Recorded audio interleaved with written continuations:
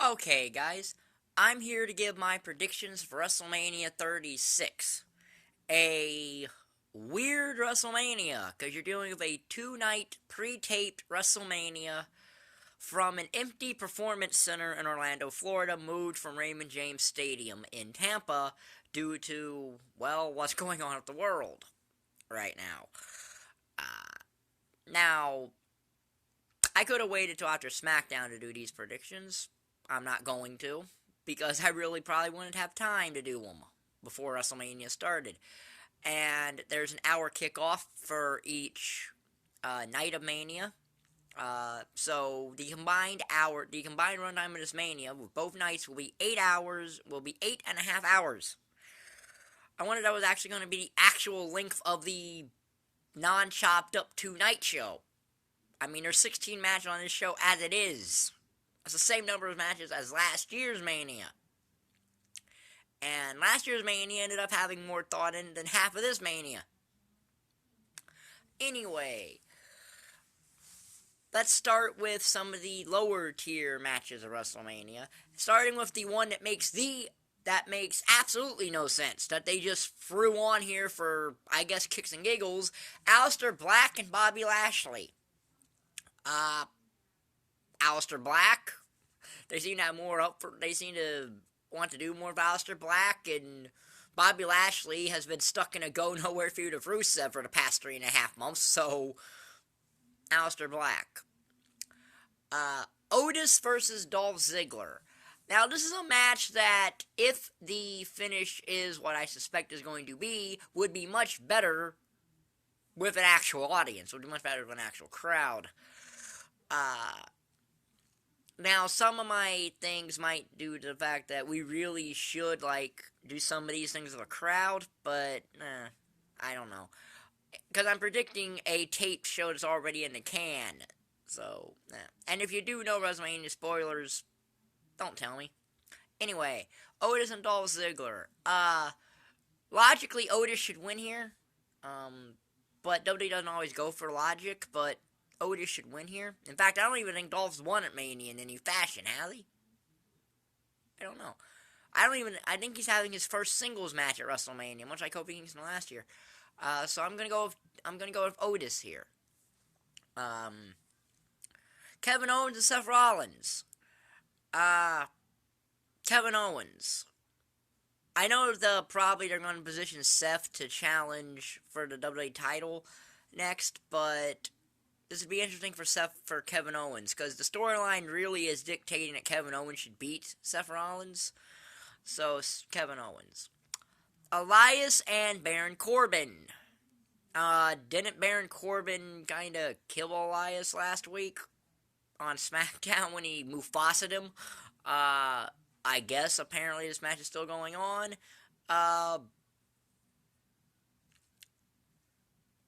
Corbin, I guess?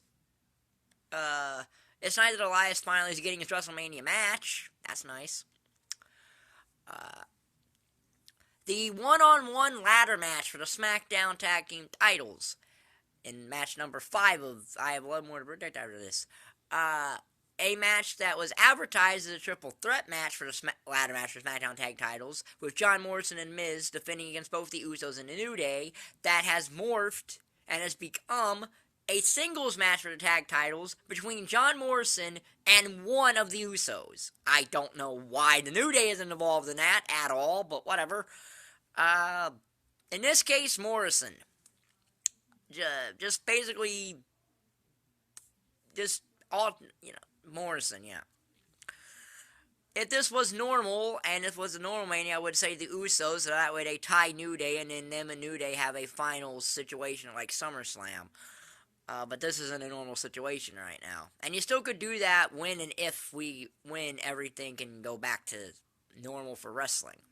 So, Morrison.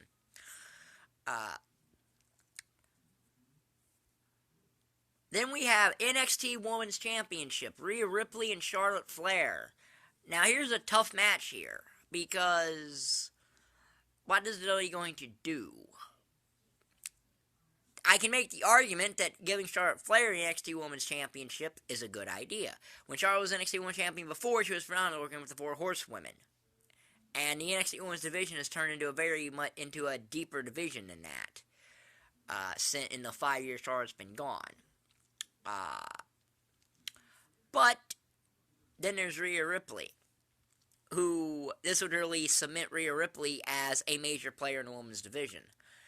So heart says Rhea, head says Charlotte. So I'm going to go in my head and predict Charlotte Flair. As much as I would love to see Rhea Ripley win, I'm going to predict Charlotte Flair.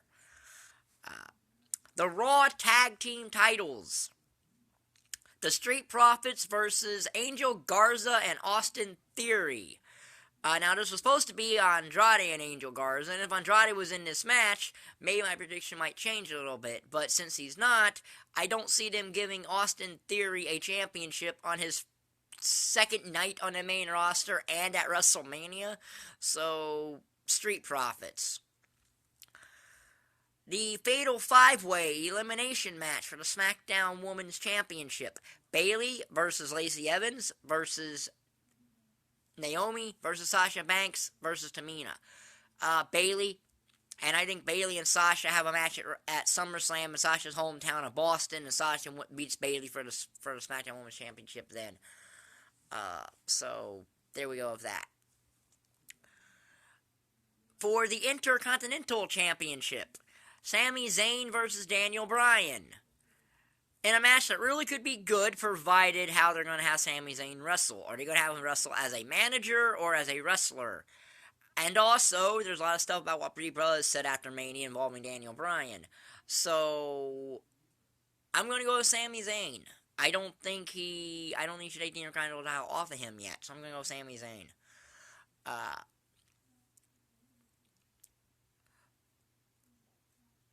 So then we have the Boneyard match, The Undertaker and AJ Styles. I have no idea what a Boneyard match is, but, Undertaker. Undertaker beats AJ Styles in this Boneyard match. In the Firefly Funhouse match, John Cena versus The Fiend Bray Wyatt.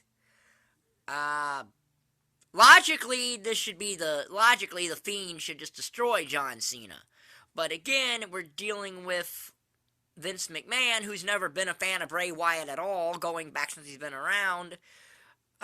So I'm still going to go with Bray Wyatt, but there is a chance John Cena wins. So, then we have the Last Man Standing match, Edge versus Randy Orton.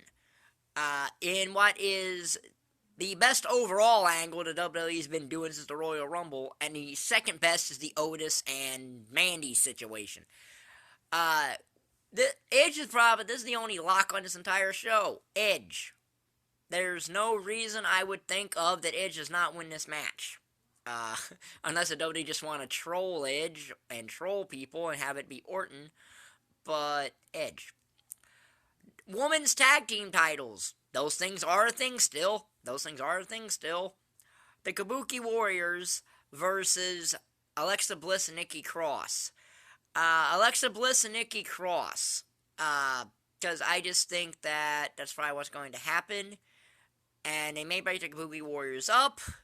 Or Kairi Sane may leave when her contract's up. I know there's rumors about Kairi leaving when her contract's up. I don't know if any of that is confirmed, though. So, I'm going to go with Alexa Bliss and Nikki Cross to become the first two-time Women's Tag Team Champions.